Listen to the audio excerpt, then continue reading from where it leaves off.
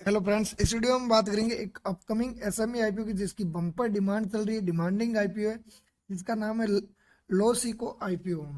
तो ये आईपीओ 19 जनवरी को ओपन हो रहा है और 23 जनवरी को क्लोज हो जाएगा। तो इस वीडियो में हम इस कंपनी का सारा रिव्यू करेंगे कि कंपनी किस सेक्टर की है, क्या काम करती है और ये फाइनेंशियली और फंडामेंटली कैसी है, यानी कि प्रॉफिट मेकिंग है या लॉस मेकिंग है, और इसकी ग्रे मार्केट में क्या डिमांड चल रही है, जिससे हमें लिस्टिंग गेन का अंदाजा मिलेगा। तो बने रहिए वीडियो के लास्ट तक। सबसे पहले बात करें इसकी डिटेल की, तो इसका फेस वैल्यू रखा गया 10 रुपीज़ पर शेयर और इसका प्राइस बैंड है 133 रुपये से 140 रुपये और इसकी लोट साइज रखा गया 1000 शेयर का। और ये कंपनी टोटल इश्यू लेकर आ रही है 60 करोड़ का, जिसमें से फ्रेश इश्यू है 58 करोड़ का और 2 करोड़ का ओएफएस है, यानी कि उसकी प्रमोटर होल्डिंग बेचेंगे 2 करोड़ की। और इस आईपीओ की लिस्टिंग होगी एनएसई एसएमई पर। तो अब बात करते हैं कि ये कंपनी करती क्या है, यानी कि किस सेक्टर की कंपनी है। तो ये कंपनी 2017 में स्थापित हुई, यानी कि इस सेक्टर में इसको 6-7 साल हो गए, तो एक्सपीरियंस हो गया है अब। और ये एडिक्टिव लर्निंग टेक्नोलॉजी लिमिटेड एक एजुकेशनल टेक्नोलॉजी प्लेटफॉर्म है, यानी कि यहाँ पे कंपनी व्यक्तियों को उनके कौशल को आगे बढ़ाने में मदद करने के लिए कुछ कोर्स और ट्रेनिंग प्रोग्राम प्रोवाइड करती है। और कंपनी की 3 अलग अलग ब्रांड है, जिसमें लोसिको, स्किल ऑर्बिट्रेज, डेटास गुड, यानी कि 3 अलग अलग ब्रांड है इस कंपनी की। और ये इंटरनेशनल बार एग्जाम कोर्स भी प्रोवाइड करती है, जैसे कनाडा बार एग्जाम, यानी कि इसमें जो भारतीय वकील है कनाडा में प्रैक्टिस करना चाहते हैं उनके लिए कैनेडियन बैरिस्टर एंड सोलिसिटर परीक्षा और एनसीए परीक्षा के कोर्स अवेलेबल करती है ये।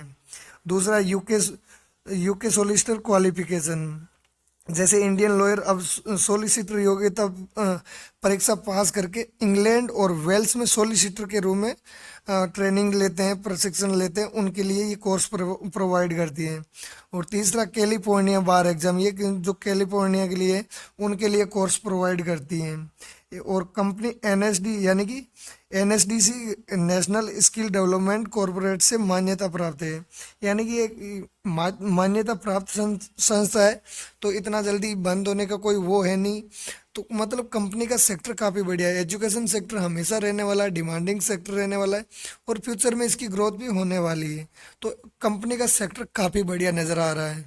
अब बात करते हैं इसकी ग्रे मार्केट में क्या डिमांड चल रही है, जिससे हमें लिस्टिंग गेन का अंदाजा मिलेगा।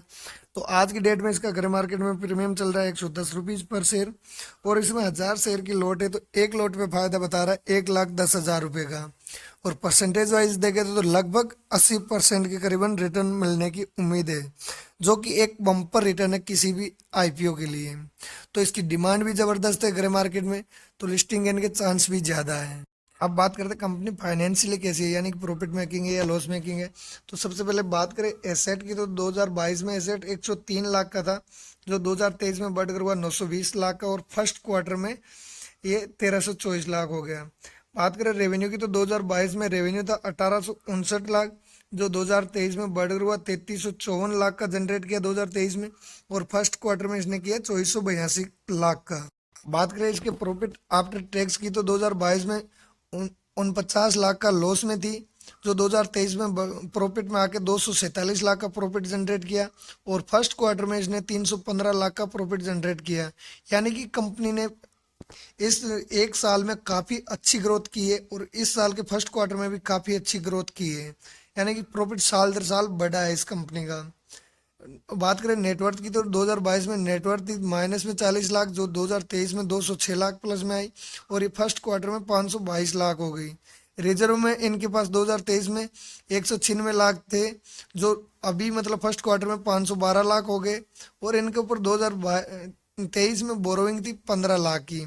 ओवरऑल देखे तो कंपनी फाइनेंशियली काफ़ी स्ट्रोंग नज़र आ रही है। बात करें इसके की इंडिकेटर की, तो इसका पी निकल के आता 29 का, जो कि काफ़ी बढ़िया है।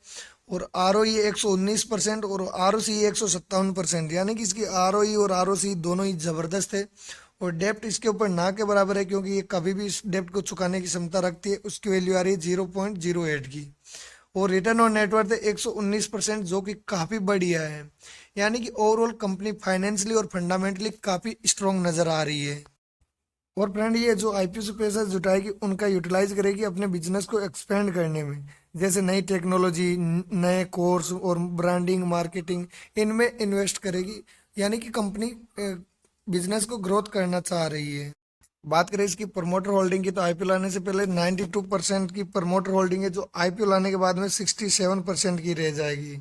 यानी कि आईपीओ आने के बाद भी काफी अच्छी प्रमोटर होल्डिंग बच जाएगी इसकी।